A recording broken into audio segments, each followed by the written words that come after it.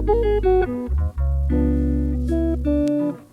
उत्तम जी, आदरणीय अशोक बोरा जी, हमारे पार्षद रवि वाल्मीकि जी उस चुनाव के निर्णय से बहुत नजदीक से जुड़े हैं। बहुत विचार विमर्श हुआ, उनके घर के लोग, उनके रिश्तेदार लोग बिल्कुल कतई इसके विपरीत थे कि आपको चुनाव लड़ना चाहिए। देवदत्ता जैसे लोग हम लोग को बात ना आता है, लेकिन उनके घर से विरोध हुआ कि आपको चुनाव नहीं लड़ना चाहिए। लेकिन आपने जैसा कहा देवेंद्र भाई ने, कि उन्होंने कहा नहीं, आपका जीतना सवाल नहीं है, सवाल ये है कि उत्तराखंड के अंदर की और इसकी मांग कि उत्तराखंड राज्य होना चाहिए, ये बात को जन जन तक पहुंचाने का एक माध्यम चुनाव है, सबसे सशक्त माध्यम चुनाव है, इसलिए मैं चुनाव लड़ूंगा। और उन्होंने चुनाव लड़ना स्वीकार किया। हम सब लोगों ने फिर कैसे कैसे चुनाव का प्रचार किया किस तरह से, लेकिन इसका नतीजा वाकई में जो डॉक्टर जी पंत चाहते थे, सोचते थे, समझते थे, उसी के अनुसार गांव गांव दूर दराज तक ये नारा गया। उत्तराखंड राज्य की मांग की बात गई, उत्तराखंड क्रांति दल का नारा और नाम गया, और उसके बाद उत्तराखंड क्रांति दल शुरू का संघर्ष करते हुए आगे बढ़ता गया। उत्तराखंड राज्य की प्राप्ति के लिए उसने सब कुछ जो कुछ करना था किया, अंततः तो हमारा राज्य बना। लेकिन ये बात सही है, ये राजनीतिक विमर्श की बात है, ये राजनीतिक आलोचना का सवाल नहीं है। सवाल ये है कि जो कल्पना डॉक्टर डी पंत की थी या सतीश बडोनी की थी, या ऐसे तमाम सारे लोगों की थी उत्तराखंड राज्य बनने के बाद क्या होगा, क्या होना चाहिए, वो कल्पना अधूरी है आज तक। 23 साल होने के बाद भी, उत्तराखंड राज्य बनने के 23 साल बाद भी वो कल्पना अधूरी है। लोग संतुष्ट नहीं हैं, और कभी कभी लोग हमको उलाहना देते हैं, ताने कसते हैं, अरे क्या बनाया तुमने ये उत्तराखंड, इससे तो उत्तर प्रदेश अच्छा था, ये हमको सुनने को मिलता है। आखिर इसका मतलब ये है कि लोगों में संतुष्टि नहीं है। उसका कारण क्या है? कारण ये है कि हमने जिन बातों को लेकर, यहाँ की पहचान को लेकर, यहाँ की आबो हवा को लेकर, यहाँ की जलवायु को लेकर, यहाँ के हिमालय की संवेदनशीलता को लेकर उत्तराखंड राज्य की मांग की थी, और जैसा नियोजन और उत्तराखंड राज्य बनने के बाद होना चाहिए था, और जैसी दृष्टि उत्तराखंड राज्य बनने के बाद इस हिमालय के विकास के लिए होनी चाहिए थी, उस दृष्टि का अभाव रहा, उस सोच का अभाव रहा। और अभी उत्तम सिंह जी ने कहा कि हमारे यहाँ हम अपनी पहचान खोते जा रहे हैं, हमारी भाषा खोते जा रही है, हमारे तीज त्योहार कम होते जा रहे हैं, और हम तमाम सारी भारतीय चीजों का नकल करने लगे। क्यों होगा ऐसा, क्यों हो रहा है? आखिर सबके लिए राजनीतिक जिम्मेदार है। मैं केवल एक उदाहरण दूसरा नाम नहीं लूंगा। हमारे कई साहित्यकार लोग मुख्यमंत्री जी से मिलने गए, उन्होंने कहा कि उत्तराखंड की भाषा और संस्कृति पर एक परिषद बनाई जाए, जिसको अरविंद केजरीवाल ने बना दिया है दिल्ली में। हमारे मुख्यमंत्री के पास ये रिक्वेस्ट लेके गए, और जब वो मिलके आए तो मैं वहीं देहरादून में था। मैंने उनसे पूछा, लक्ष्मण सिंह बटोही जी उनमें से एक थे। मैंने कहा डॉक्टर साहब क्या हुआ, फिर क्या बात हुई? तो वो बहुत निराश होते थे, कहने लगे काशी क्या कहें यार, जब हमने ये प्रस्ताव रखा तो मुख्यमंत्री जी ने कहा इससे क्या फायदा होने वाला है, इससे क्या होने वाला है। तो फिर हमने बातचीत खत्म करके हम उठ के चले आए। तो उस सोच की कमी है। हमारी भाषा, हमारी संस्कृति, अगर उसको आगे बढ़ाने से कुछ नहीं होने वाला है, तब तो राज्य बनाने से भी कुछ नहीं हुआ और नहीं हो रहा है। तो ये तमाम सारे सोच की कमी है। ये तमाम महापौर जी को भी जाना होगा। बहुत समय आपका लिया है। इन्हीं शब्दों के साथ मैं आप सबको बहुत बहुत धन्यवाद देता हूँ, खासतौर उस टीम को जो हमारी डी पंत सामाजिक न्याय मंच, इसको आपको जीवित रखना चाहिए, वाइब्रेंट बनाना चाहिए, और इसको आगे बढ़ाना चाहिए, क्योंकि वो सामाजिक न्याय के लिए ही डॉक्टर डी पंत जीते थे। इसलिए इस सामाजिक न्याय मंच को आप ज्यादा सशक्त बनाइए, और उसको लोगों को जोड़ने का प्रयास कीजिए, और इससे और भी जो गतिविधियां हो सकती हैं उनको करिए। तो मैं समझता हूँ कि आप इसमें और ज्यादा सफल होंगे। इन्हीं शब्दों के साथ जय हिंद, जय भारत। धन्यवाद। वॉशरूम की बड़ी समस्या है। वॉशरूम अगर बन जाए, चाहे बाहर बने चाहे अंदर बने, और दूसरा थोड़ा सा यहाँ पर साफ सफाई जो है आपके नगर निगम की ओर से हो जाए तो बहुत अच्छा रहेगा, क्योंकि लगातार, और बाकी तो कार्य होते रहेंगे। और दूसरा मैं यहाँ पर हमारे हीरा सिंह जी जी आए हैं, मैं उनका भी स्वागत करता हूँ। करूँगा कि ये चिन्हीकरण वाला मामला भी थोड़ा यहाँ पर भी इसका प्रकाश डालें। और बाकी मैं आमंत्रित करता हूँ हमारे आज के हमारे अतिथि माननीय महापौर डॉक्टर जोगिंदर सिंह रौतेला जी, ये अनुरोध है कि वो यहाँ पर आकर हमारा मार्गदर्शन करें। धन्यवाद।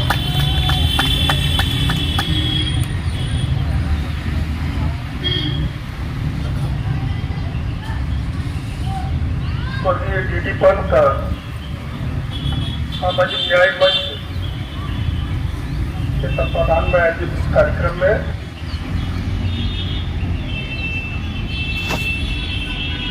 आज हमारे बीच में जिनको उत्तराखंड के समग्र विकास के लिए चिंतित होने के लिए जाना जाता है और जिन्होंने अपना पूरा सर्वोच्च जीवन उत्तराखंड के लिए समर्पित किया, ऐसे आदरणीय पूर्व विधायक काशी सिंह हरी जी, आज इस कार्यक्रम की अध्यक्षता कर रहे आदरणीय खड़क सिंह बगडवाल जी,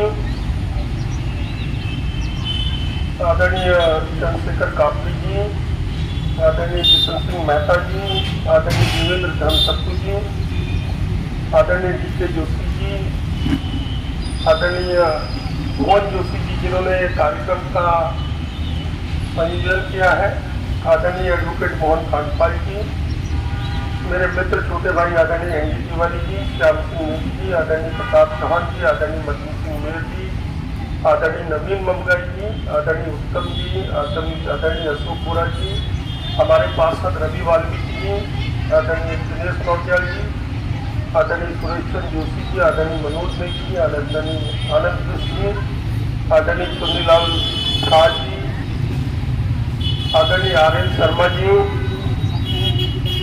यहाँ पर उपस्थित सभी हमारी मातृशक्ति की आज स्वर्गीय डी.डी. पंत जो कि एक बहुत महान वैज्ञानिक और साथ ही उत्तराखंड क्रांति दल के जो संस्थापक थे और जो एक बहुआयामी व्यक्तित्व के धनी थे, उनकी मूर्ति के अनावरण के अवसर पर आप सबको मैं बहुत बहुत बधाई देता हूँ। और विशेषकर मैं उल्लेख करना चाहूँगा कि आप और आपके सहयोगियों ने, मेरा खुद भी मानना है कि इस तरह के महापुरुषों का मूर्ति इत्यादि जहाँ भी हम अनावरित करते हैं तो एक वातावरण में भी बदलाव आता है, लोग उससे कहीं ना कहीं प्रेरणा लेते हैं। और ये बहुत सौभाग्य की बात है कि कॉलेज कैंपस के बिल्कुल बगल में इस पार्क में प्रथम कुलपति जो रहे और जो एक महान वैज्ञानिक है, उनकी आज मूर्ति यहाँ पर स्थापित की गई। तो मूर्ति स्थापित करने के कई मायने हैं। व्यक्ति को प्रेरणा मिलती है और निश्चित रूप से उसमें जो आपने अंकित किया है, अगर कोई भी उसको पढ़ेगा तो उसको कहीं न कहीं बहुत उनकी जीवन को जानने का अवसर मिलेगा और जीवन को जानने के बाद खुद भी आदमी के अंदर एक प्रेरणा आती है कि मैं भी कुछ करूं जीवन में। और ये छात्र छात्राओं के लिए बहुत आवश्यक है कि उनको प्रेरणा देने वाले स्रोत शक्तिपुंज जो उनके इर्द गिर्द रहे। तो आप सबको बहुत बहुत बधाई। और कई विषय आदरणीय पूर्व विधायक काशी सिंह हरी जी ने रखे, मैं कई विषयों में उनसे संबद्ध करता हूँ अपने को, क्योंकि उनकी एक बहुत विशाल ग्रास रूट लेवल की वर्किंग रही है। पहाड़ों के दूर दराज इलाकों से लेकर दुर्गम स्थानों से लेकर अति दुर्गम स्थानों तक पैदल यात्रा कर कर कर उन्होंने यहाँ की विषम भौगोलिक परिस्थितियों के कारण क्या विकास का एक दायरा होना चाहिए, क्या विकास के मापक होने चाहिए। बिल्कुल मैं इस बात से सहमत हूँ कि उत्तराखंड में वर्तमान में मैन मेड कैलेमिटीज बहुत आ रही, मानव जनित आपदाएं, जोशीमठ इसका बहुत बड़ा उदाहरण है। इसी तरह पूर्व में केदारनाथ बद्रीनाथ में जो आपदा आई थी, वो भी कहीं न कहीं जो भार की क्षमता जो ये पहाड़ ले सकते हैं, उससे ज़्यादा कहीं न कहीं हम उस पर क्षमता से अधिक हम उस पर भार डाल रहे हैं, तो कहीं न कहीं एक अनियोजित विकास, मिसमैनेज जिसे हम कहते हैं, वो वर्तमान में उत्तराखंड में पूर्व से होता आया है। और जिस तरह से टूरिज्म का मास इन्फ्लक्स हो रहा है, आज हम देखते हैं कि मिलन ग्लेशियर हो, पिंडारी हो, काफनी हो, जितने भी ग्लेशियर्स इत्यादि ट्रैकिंग के पॉइंट्स हैं, वहाँ पे भी हम देख रहे हैं कि जो मास इन्फ्लक्स टूरिज्म का हो रहा है, तो टूरिस्ट वहाँ पे बहुत संख्या में आने लगे हैं। तो कहीं न कहीं लिटरिंग की प्रोसेस के कारण, कहीं न कहीं अन्य उनकी जो सुविधाओं के कारण उन ग्लेशियर्स और उन नैसर्गिक सौंदर्य से ओतप्रोत जगहों को भी हम लोग नुकसान पहुंचा रहे हैं। तो विकास नियंत्रित हो, नियोजित हो और प्रकृति के बिल्कुल नजदीक हो, प्राकृतिक रूप से विकास हो, तो कहीं न कहीं सभी को उसका फायदा होता है। क्योंकि ये हमारा सौभाग्य है कि हम उत्तराखंड में यहाँ पर हम लोग निवास करते हैं, जो कि हिमालय के लोअर शिवालिक रीजन में आता है। और अगर नैसर्गिक सौंदर्य की अगर हम बात करें तो सबसे सुंदर स्थान भारत या पूरे विश्व में सुंदरतम स्थानों में यह उत्तराखंड भी आता है। विविधताओं की जहां हम बात करें तो फ्लोरा और फौना भी यहाँ पर बड़ी विविधताओं भरा है। उसको संरक्षित करने की आवश्यकता है, अपनी नदियों को संरक्षित करने की आवश्यकता है, अपने हिमालयन रेंज को संरक्षित करने की आवश्यकता है। और एक ऐसा मॉडल